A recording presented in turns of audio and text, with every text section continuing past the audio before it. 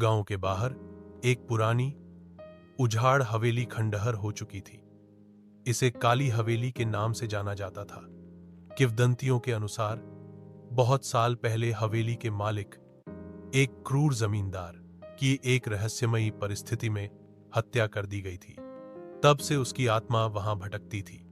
गांव वाले रात के अंधेरे में उसके आस पास भी नहीं जाते थे। चार साहसी दोस्तों राहुल, विवेक, अमन और राजू ने ठान लिया कि वे होली की रात हवेली में बिताएंगे और साबित करेंगे कि भूत प्रेत कुछ नहीं होते। अर्धरात्रि का समय था। हवेली के बड़े से हॉल में जलती मोमबत्तियों की टिमटिमाती रोशनी में अजीब सी छायाएं नाच रही थी। तभी अचानक ऊपर की मंजिल से लोहे के चेन खींचने की आवाज आई। खरर खरर। सबके होश उड़ गए। शायद बिल्ली है, राहुल ने डरते हुए कहा, लेकिन उसकी आवाज कांप रही थी। तभी एक ठंडी हवा का झोंका आया और सारी मोमबत्तियां एक साथ बुझ गईं। अंधेरा छा गया। राजू के फोन की टॉर्च जलाई, लेकिन वह बेकार थी। उसकी रोशनी में सामने की दीवार पर एक लंबी विकृत परछाई दिखाई दी, जो किसी इंसान की नहीं लग रही थी। तभी पीछे से एक भारी कदमों की आवाज आई।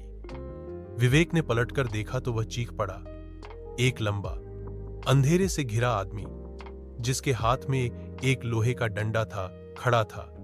उसके चेहरे पर कुछ नहीं था, बस गहरा अंधकार।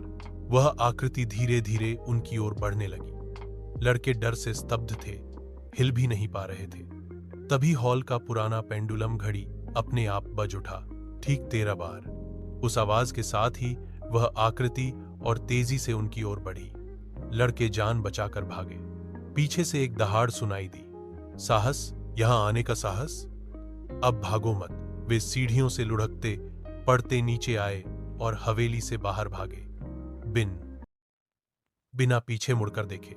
सुबह होने पर चारों बिस्तर पर पड़े थे, तेज बुखार से तप रहे थे। गांव वालों ने बताया कि उन्हें बेहोश पड़ा पाया गया था।